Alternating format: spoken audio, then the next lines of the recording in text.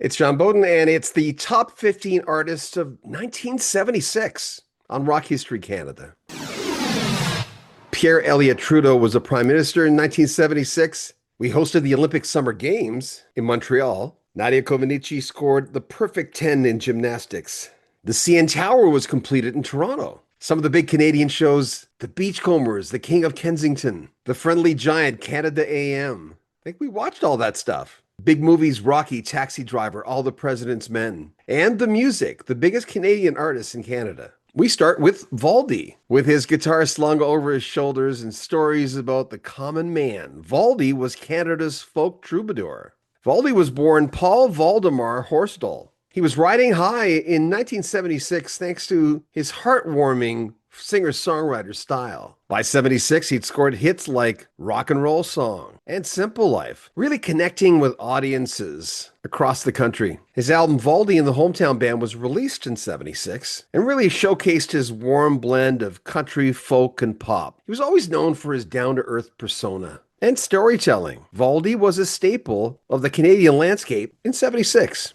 Michel Pegliero, from Montreal to the national stage. Pegliero was a rocker who could sing both languages and still sound pretty damn cool. By 1976, Pegliero was a well-known figure in Canadian music, known for bilingual hits like Lovin' You Ain't Easy, What the Hell I Got. Though his biggest hits came in the early 70s in Canada, he continued to score success in Quebec and beyond with French-language rock tracks. His live shows were always very gritty and very real, electric and distinctly Canadian, cementing his legacy as a great crossover pioneer.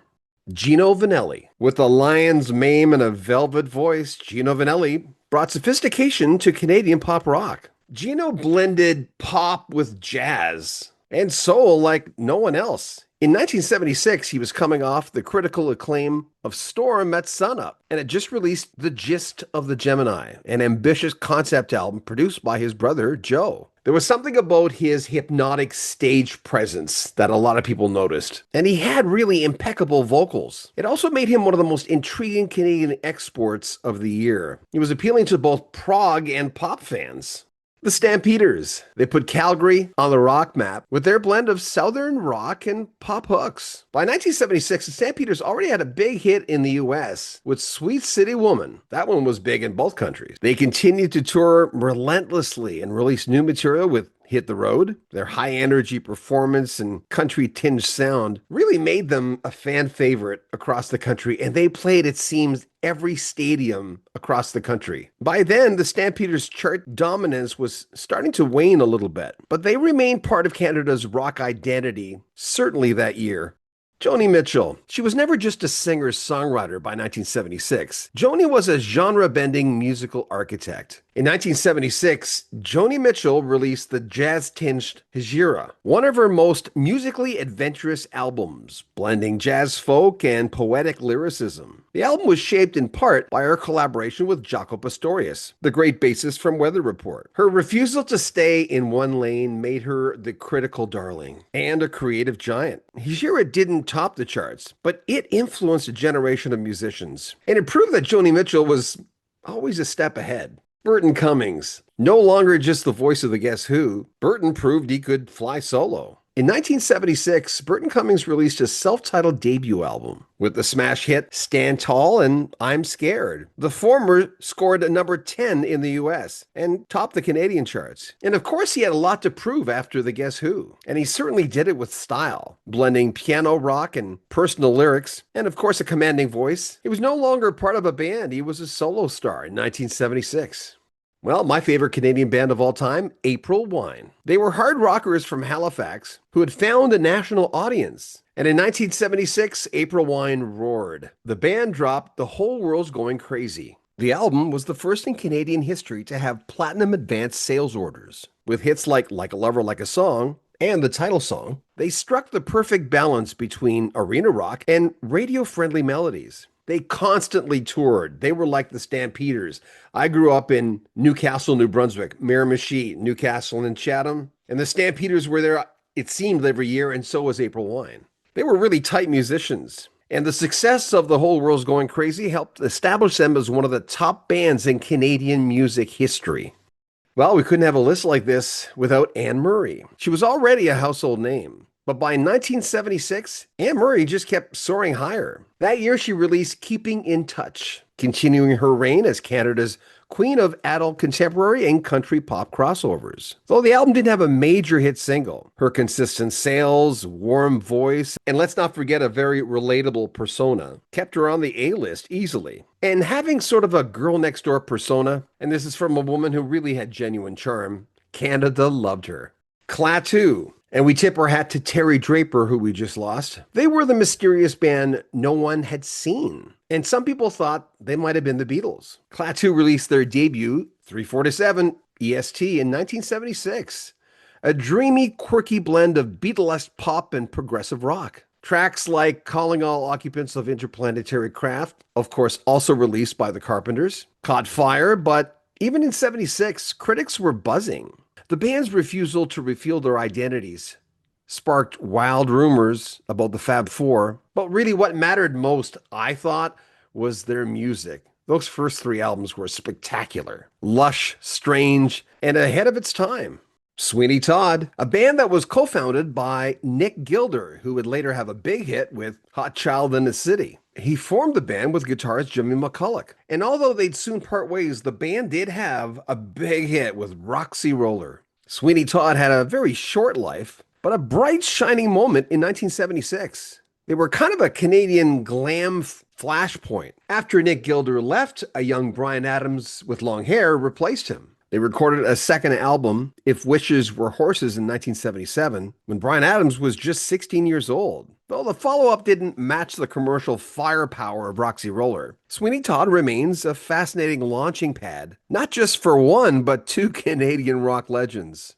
André Gagnon. In 1976, we couldn't escape the cinematic swirl of Wow. It was an instrumental track that swam between pop and cinematic wonderment. The man behind it, André Gagnon, was a classically trained piano player and composer from Quebec. He had been blurring the lines between genres for quite a few years. He had composed for film and television and stage, but it was that hypnotic song Wow that made him a household name.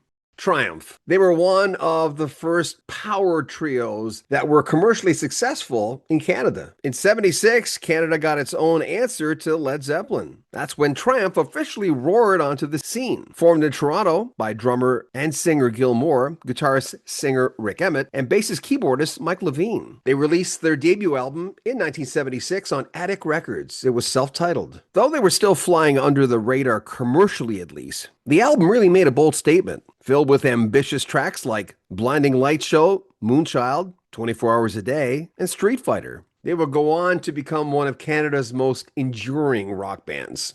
Bruce Coburn. His music, it seemed back then, wasn't made for the charts. It was made for the soul and for the conscience. In 76, Bruce Coburn released In the Falling Dark, marking a creative turning point into a more of a jazz-influenced feel and socially aware lyrics. Those words tackled spirituality, war, and identity, standing apart from more commercial pop. Though not a charting pop star yet, he was already becoming one of Canada's most respected voices and musical poets.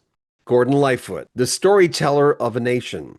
Gordon Lightfoot was riding the waves of a legend. In 1976, Gordon Lightfoot released Summertime Dream with the iconic song, The Wreck of the Edmund Fitzgerald. The single hit number 2 in the US and number 1 in Canada, proving that long folk ballads still had massive appeal. He was literally telling the true story of a wrecked ship that was not a happy story, but the way Gordon Lightfoot weaved it, it worked. Lightfoot's haunting tribute to the doomed freighter showed he was still on top of his game. Trooper, they were party starters with attitude, and in 1976, their career was just catching fire. Trooper released their sophomore album, Two for the Show, in 1976. They came to my town in 77. I was friends with the local broadcaster, Jim Matheson. He brought me backstage. I had a chance to meet the band. It's one of the many reasons I got into radio. Trooper released their second album, Two for the Show, in 1976, which featured their breakout hit, Santa Maria. It was the beginning of a run of gold and platinum for Trooper. Their brand of pop rock and real high-energy shows made them crowd favorites across the country. It was 76 where Trooper shifted from local buzz in the West Coast to a bona fide Canadian rock band that kind of everyone knew. Rush, three guys, infinite sound. In 76, Rush leveled up to legends. It was the year they released their monumental album, 2112. The record company had said, after Caress of Steel, you guys got to be more commercial. And they thought, if we're going to go down, we're going to go down doing the sound we want. They got more experimental with 2112, and it worked. Their make or break album featured the iconic 20-minute title tune, dystopian themes, and Neil Peart's amazing lyrics. 2112 became a cult and commercial triumph. It turned Rush into progressive rock heroes and gave them the freedom to do things their own way forever. That album was a revolution. Harmonium, French Canada's answer to prog rock perfection. Harmonium was in full bloom. And hats off to Serge Fiori, who I had a chance to interview a couple of years ago. We just lost him. Harmonium's Leb Todd, released in 1976, was an ambitious double concept album, blending classical jazz and folk with rich harmonies. It was critically acclaimed in Quebec and became one of the most respected progressive albums in Canadian history. The band's vision was so expansive, the National Film Board of Canada documented it. These guys were not just a band, they were like a movement.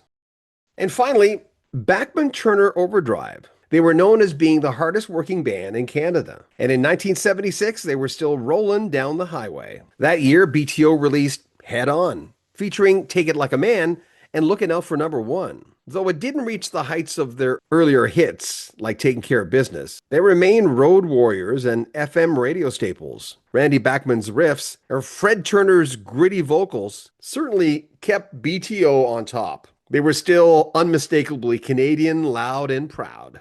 And there you have it, the top artist in Canada in 1976. For the people we missed, you let us know who we missed that year, and we'll put them on and do a part 2 if this video does well enough. Remember, subscribe to our channel, comment on our videos, share them on social media, and like them. We'd appreciate that. I'm John Bowden. This is Rock History Canada.